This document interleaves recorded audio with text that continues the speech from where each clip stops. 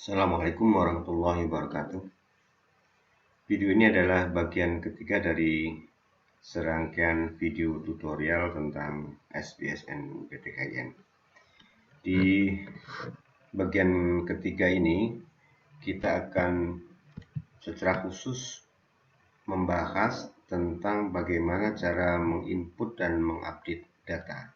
Jadi di bagian sebelah kiri ini atau sidebar ini ada menu input dan update data. Kalau kita klik ada 4 sub menu. Kita akan pelajari satu persatu. Kita mulai dari distribusi anggaran. Jadi kita klik di sini. Lalu kemudian muncul halaman ini karena kita belum login. Coba kita login menggunakan salah satu akun dari PTKIN. Kita coba saja ini, kita masukkan emailnya, lalu kemudian kita masukkan passwordnya, lalu kita tekan tombol login dan kita diarahkan pada halaman distribusi pagu anggaran milik IAIN Pekalongan, karena tadi kita login menggunakan akun IAIN Pekalongan ya sebagai percobaan. Di sini kita lihat bahwa ada total pagu sebesar 50 miliar untuk IAIN Pekalongan untuk SPSN pembangunan gedung fakultas dan perpustakaan. Jadi di sana ada 2 bangunan SPSN nanti di tahun 2021 ini, yaitu yang satu pembangunan gedung fakultas Fuad ya, Fakultas Usuluddin Adab dan Dakwah, lalu kemudian ada juga gedung perpustakaan dengan menelan biaya sebesar 50 miliar rupiah. Nah, anggaran ini itu harus didistribusikan ke dalam komponen-komponen anggaran yang pada tutorial pertama sudah dijelaskan bahwa ada beberapa komponen anggaran. Antara lain ada anggaran pengawasan perencanaan teknis, pengawasan teknis, lalu kemudian pelaksanaan konstruksi, ada anggaran juga untuk pengadaan peralatan, pengadaan meubiler dan lain sebagainya. Ada 6 komponen anggaran paling tidak di program SPSN ini. Nah, di sini kita lihat bahwa IAIN Pekalongan ini itu sudah menginput seluruh komponen. Jadi artinya pagu anggaran sebesar 50 miliar ini sudah didistribusikan ke dalam beberapa komponen. Seperti kita lihat di sini itu ada komponen perencanaan teknis sebesar sekian miliar ya, 1,8 miliar sekian. Lalu kemudian untuk pengelolaan kegiatan ini sebesar 463 juta sekian, untuk pengawasan teknis sekian. Bisa kita lihat di sini pelaksanaan konstruksi ini kebetulan dijadikan satu, meskipun tadi ada 2 gedung tapi ini dijadikan satu. Saya kira ini sebaiknya dipisah menjadi 2, jadi nanti untuk fakultas berapa, lalu kemudian juga untuk bangunan perpustakaan berapa. Nah, ini sudah balance sehingga di sini ada notifikasi pagu dipa dan rencana distribusi anggaran sudah sesuai. Jadi ini tidak perlu diotak-atik lagi. Tapi kalau kita ingin mengetahui bagaimana kalau misalnya ini belum balance gitu, kita coba saja menghapus salah satu di sini. Mungkin yang paling sedikit ini kita hapus anggaran pengelolaan kegiatan ya. Nanti kita hapus di sini, ada menu hapusnya. Tapi sebelum itu kita copy dulu angkanya supaya nanti tinggal kita paste ke form distribusi anggaran. Jadi kita hapus. Jadi di sini tidak ada form karena memang sudah selesai. Tapi nanti kalau salah satunya kita hapus atau mungkin salah satunya kita tambah angkanya sehingga kelebihan, itu nanti akan muncul form di sini. Kalau di sini yang muncul adalah terima kasih Anda telah selesai mengisi form distribusi pagu anggaran. Tapi kalau ini misalnya kita delete, nanti di bagian sini nanti akan muncul form. Coba kita delete saja di sini misalnya. Ada tawaran di sini untuk memastikan bahwa Anda benar-benar mau mendelete. Kalau kita jawab ya, maka nanti akan terdelete. tadi yang lain-lain tadi untuk pengelolaan kegiatan. Dan di sini notifikasinya dari yang backgroundnya tadi warna hijau menjadi warna biru ya. Dan notifikasinya berbunyi masih ada pagu sebesar 463. Ini tadi yang kita delete itu, yang belum diinput ke data distribusi pagu anggaran. Jadi ini belum balance. Jadi check balance ini masih di sini masih ada angka. Check balance ini harus dipastikan di sini 0. Artinya di situ tidak ada selisih antara total pagu dipa dan distribusi anggaran. Nah, lalu kita coba kita kembalikan lagi. Nah, di sini tadi yang ada ucapan terima kasih sudah tidak ada lagi, diganti dengan form distribusi pagu anggaran. Kita coba lagi untuk memasukkan data tadi yang kita hapus adalah pengelolaan kegiatan.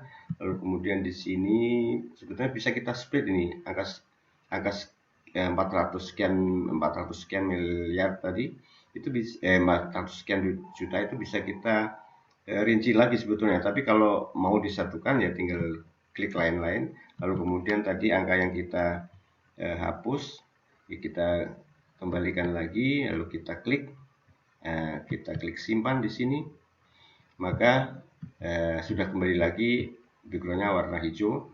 Dan di sini notifikasinya bahwa pagu dipa dan rincian distribusi anggaran sudah sesuai atau sudah balance. Jadi di sini angkanya sudah balik lagi angka lain-lain tadi,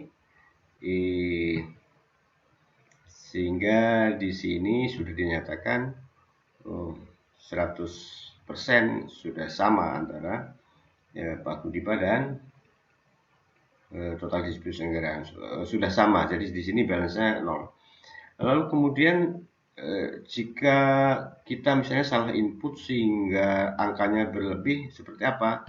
Nah, kita coba saja misalnya tadi ini kita tambah saja misalnya kita angka 03 di belakang ini yang bagian akhir kita ganti dengan angka 1 ya, misalnya angka 1 berarti ini kelebihan Rp1, lalu kita submit. Ini harus dipilih ulang ya, jadi kolom komponen harus dipilih agar pilihan pada kolom subkomponen bisa muncul. Jadi ini bisa pengelolaan kegiatan bisa kita klik, lalu kemudian di sini pilihannya akan muncul lagi. Kita pilih tadi karena anggaran lain-lain, tapi lalu kita submit. Apa yang terjadi setelah kita simpan, maka kita akan melihat di sini ada notifikasinya berwarna merah ini. Karena di sini ternyata check balance-nya tidak 0, tidak 0, ada angka -1 di sini. Ini menandakan bahwa itu kelebihan sebesar Rp1. Di sini kelihatan ada kelebihan Rp1 sehingga ada notifikasi berwarna ini. Jadi ini mutlak harus cek balance-nya ini di sini benar-benar nanti angkanya harus kembali ke 0, harus benar-benar 0. Nah, karena itu mengindikasikan antara pagu dipa dan distribusi anggaran ini sama gitu, balance. Kita kembalikan jadi angka 1, kita hapus, kita balikkan angka 0, lalu kita submit. Lagi-lagi ini harus dikembalikan ya, lain-lain kita submit dan kita simpan, lalu kemudian sudah menjadi hijau lagi, artinya sudah balance, notifikasinya sudah balance dan angkanya ini sudah balance. Demikian cara menginput dan mengupdate distribusi pagu anggaran. Lalu berikutnya kita akan mencoba untuk mengetahui bagaimana cara menginput dan mengupdate data rencana penarikan dana atau yang biasa kita singkat RPD ya, RPD, rencana penarikan dana. Di sini kita diarahkan pada halaman rencana penarikan dana. Nah, untuk IKN Pekalongan ini kita lihat di sini datanya, cek balance nolnya itu masih ada menyisakan angka di sini 463 sekian juta. Nah, lalu di bawahnya ini ada notifikasi, lagi-lagi kita dikasih notifikasi masih ada pagu sebesar 463 juta sekian yang belum diinput ke data RPD, rencana penarikan dana. Nah, ini nanti harus kita masukkan, kita distribusikan berdasarkan bulan mulai dari Januari sampai Desember. Jadi anggaran ini mau ditarik di bulan apa saja itu harus diinput di form ini. Nah, tampak di sini bahwa yang kurang hanya tinggal satu saja, satu komponen, yaitu komponen pengelolaan kegiatan. Di sini anggarannya ya sama, ini angkanya sama ini kan. Anggarannya itu 463 miliar sekian. Lalu kemudian ini mulai dari Januari sampai Desember angkanya masih nol. Jadi masih nol. Cek balance-nya muncul di sini. Ini juga lagi-lagi cek balance itu adalah untuk melihat memudahkan kita untuk memastikan bahwa antara pagu dan distribusinya itu benar-benar balance gitu. Jadi di sini masih belum nol, maka perlu kita masukkan. Nah, untuk masukkan ini sebetulnya di masing-masing lembaga itu sudah menyusun RPD dalam bentuk spreadsheet Excel ya. Ini contohnya di sini ya, karena tadi IAIN Pekalongan ya yang RPD-nya masih berkurang, ada selisih, yaitu di bagian administrasi proyek. Jadi istilah administrasi proyek ini sama dengan kalau di sini diistilahkan adalah pengelolaan kegiatan, karena nomenklatur istilah pengelolaan kegiatan ini itu yang dipakai di Kemen PUPR ya. Jadi kami merujuk ke istilah ini, pengelolaan kegiatan. Ini merujuk ke istilah-istilah yang dipakai dalam Permen PUPR nomor 22 tahun 2018. Jadi ini sama maksudnya tadi administrasi proyek ada sejumlah anggaran sekian yang nanti coba kita distribusikan. Cara mendistribusikannya gampang, kalau kita sudah mempunyai data seperti ini tinggal di copy saja. Ini ada di bulan Februari ya, Januari, sementara Januari kosong. Lalu kemudian di sini ini pengelolaan kegiatan, kita klik di sini update, lalu Januari tadi kosong, kita masukkan ke Februari. Lalu kemudian di sini Maret kita masukkan ke kolom Maret. Lalu kemudian di sini April kita masukkan ke kolom April. Lalu kemudian Mei kita masukkan ke kolom Mei. Kemudian Juni ada juga, kita masukkan ke kolom Juni. Lalu Juli kita masukkan ke kolom Juli. Lalu kemudian Agustus, copy, kita masukkan ke bulan Agustus.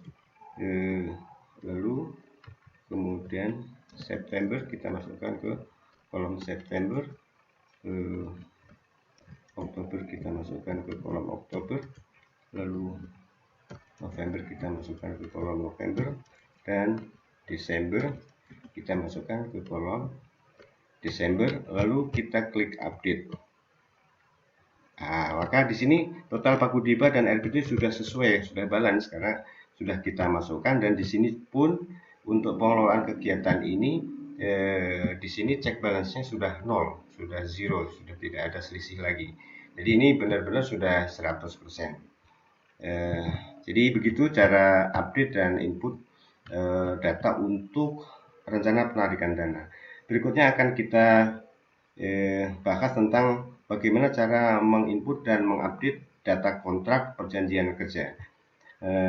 Namun itu nanti akan kita sajikan pada video tutorial berikutnya. Untuk tutorial bagian ketiga ini saya kira cukup.